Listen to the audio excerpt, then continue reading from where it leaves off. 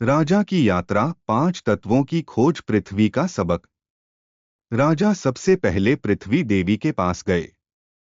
उन्होंने देखा कि जमीन बंजर हो चुकी थी। पृथ्वी देवी ने कहा, राजा, तुमने अपनी प्रजा और जमीन का ध्यान नहीं रखा। अधिक युद्धों ने मेरी शक्ति क्षीण कर दी।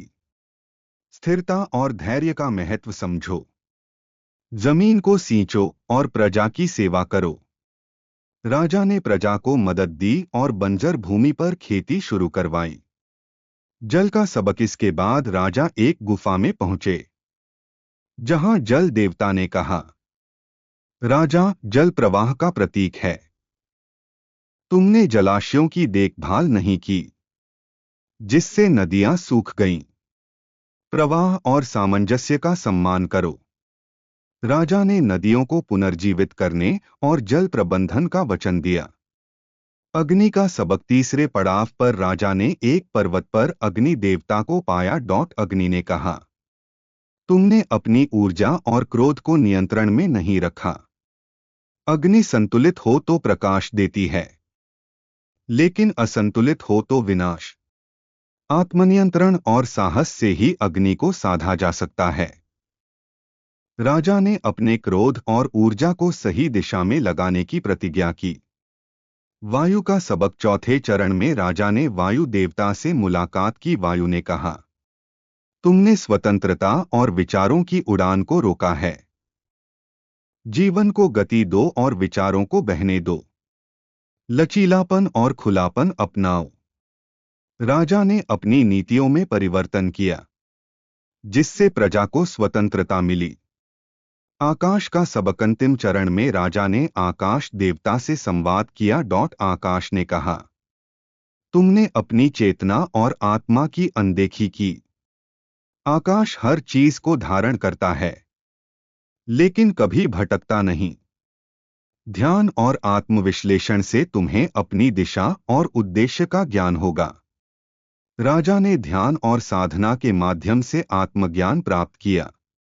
राज्य का पुनरुत्थान।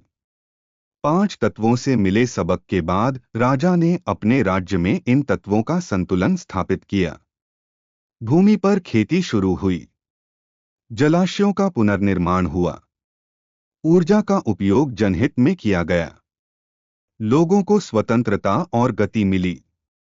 राजा ने आध्यात्मिक दृष्टिकोण से राज्य का नेतृत्व किया। राज्य में समृद्धि और शांति लौट आई।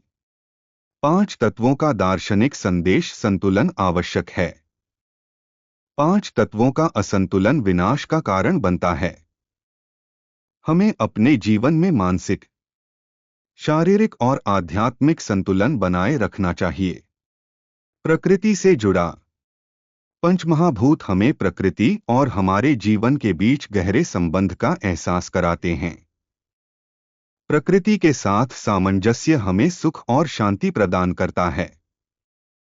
आध्यात्मिक और भौतिक जीवन का संगम। पंचमहाभूत हमें सिखाते हैं कि भौतिक और आध्यात्मिक जीवन एक दूसरे से जुड़े हैं।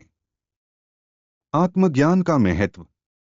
आत्मा की यात्रा इन 5 तत्वों से शुरू होती है और इन्हीं में समाप्त होती है। निष्कर्ष। 5 तत्वों की कहानी न केवल प्रकृति की शक्तियों को समझने का प्रयास है, बल्कि यह हमें हमारे भीतर छिपे संतुलन, स्थिरता और ऊर्जा का एहसास कराती है। राजा पृथ्वीराज की यात्रा हमें यह सिखाती है कि पंचमहाभूतों का सम्मान और उनके साथ सामंजस्य जीवन में समृद्धि और शांति का मार्ग है। पृथ्वी हमें स्थिरता देती है। जल प्रवाह सिखाता है। अग्नि ऊर्जा प्रदान करती है। वायु गति देती है और आकाश अनंतता की ओर प्रेरित करता है। जीवन तभी सार्थक होता है जब हम इन 5 तत्वों के साथ तालमेल बनाते हैं। क्या आप पंचमहाभूतों से जुड़े किसी अन्य पहलू पर चर्चा करना चाहेंगे? अगर आपको ये वीडियो पसंद आई हो तो हमारे चैनल को सब्सक्राइब करें, वीडियो को लाइक करें और अपने दोस्तों के साथ जरूर शेयर करें।